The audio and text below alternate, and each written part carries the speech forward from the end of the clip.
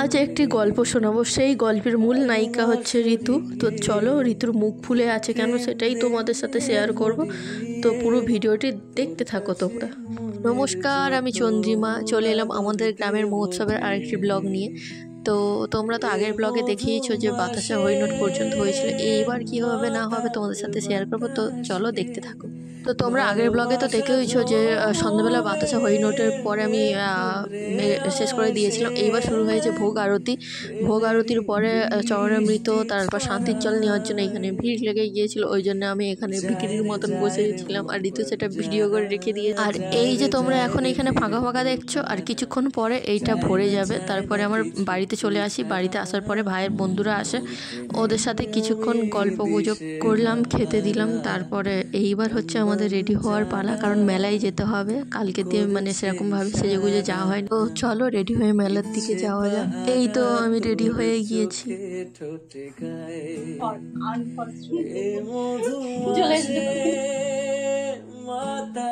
বাতাসে ভালোবাসা জমে করে আসে মঞ্জুলিকা আর অঞ্জলিকা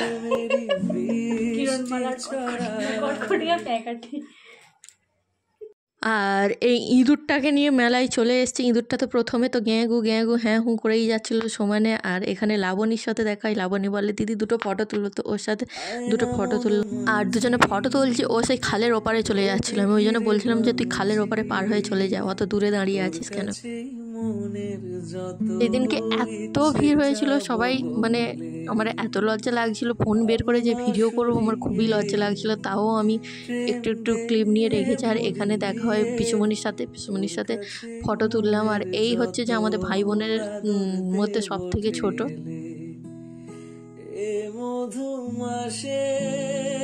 অন্য বছরের তুলনায় এবছর প্রচুর দোকান বসেছিল। আর এই যে এগুলো কোনো বছরই আসে না, এগুলো আবার এবছর এসেছিল, বাচ্চাদের গদি। আর এই যে আমি আর ইঁদুরের সেই দিনকে কি হয়েছিল জানো না, আমরা একটু বেশি সেজে নিয়েছিলাম আমরা সবাই মিলে। আর ও সাজেনি। ওকে বলেছিলাম যে তুই সেজে আয় না, ওর হবে না। ওকে ফের নিয়ে যে বাড়িতে নিয়ে যে ফের সাজাতে হবে, তারপর আসবে। কি জানিনি ওর মনের মধ্যে কি চলছে। এই ইঁদুর তোর কী হয়েছিল অবশ্যই কমেন্টে বলিস তো। আর ওর কি হয়েছিল না, ওর ড্রেস ভালো লাগছে না, কানের ভালো লাগছে না, ওর কিচ্ছুই ভালো লাগছে না, না উঠছে ওর ভালো ফটো। ও যতবার ভালো করে দাঁড়ায় ততবারই ওর খারাপ ফটো উঠে যাচ্ছে, কি করে ও নিজেও জানে না। আর কি নিয়ে ওর মন খারাপ হচ্ছিল ও নিজেই জানে। কে কি করেছে না করেছে ওই জানে ওর মনের মধ্যে কি চলছিল। আর এখানে মুখটা বাংলার ব করে রেখে দিয়েছে। এখানে দেখো মুখটা কেন ব্যাঙের মতন ফুলিয়ে দাঁড়িয়ে আছে। এইবার ওর ড্রেস চেঞ্জ হয়ে যাবে, আইসক্রিম কিনতে যাবে, এবার সম্পূর্ণরূপে ওর ড্রেস চেঞ্জ।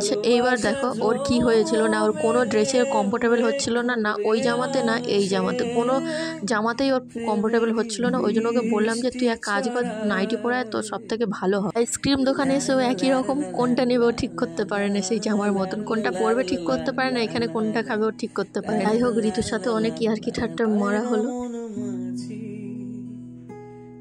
এখানে আমি ওর কয়েকটা মুখ সেট করে দিলাম। ওর মুখের অবস্থাটা তোমরা শুধু একবার দেখো। মানে ওই দিনকে ও যা ড্রেস পরে ও শুধু খালি আনকমফোর্টেবল হচ্ছিল, কোনোটাই তাই মানে ওর সুটেবল হচ্ছিল না। এই সেই ঋতুর ঐতিহাসিক পা, যে পান ও কখনো ধোয় না, বছরে একবার ধোয়। আর এখানে দাদু দিদা ফুচকা দোকান দিয়েছিল। তো আমি যতবারই ভিডিও করি ততবারই বলছিল কি ভিডিও করা হয়ে গেছে, আমাদের একটু তোল, আমাদের একটু তোল। তো দাদু আর দিদাকে বলছিলাম তোরা পাশাপাশি দাঁড়ানো, তা না করে 4 মাইল দূরে দাঁড়িয়ে আছে দুজনে। আর এখানে দেখো এত সুন্দর করে আমাদের রাস্তাটাকে সাজিয়ে তোলা হয়েছিল। আর এটা তখন রাত 1টা কি 1:30 বাজে, তখন একটু ফাঁকা মতো হয়ে গিয়েছিল। আর এখানে ও বলছিল ভিডিও কর, আর যখনই বলেছি যে কিছু বলো বলে আমি কিছু বলতে পারবো না বলেও পালিয়ে গেল। হ্যাঁ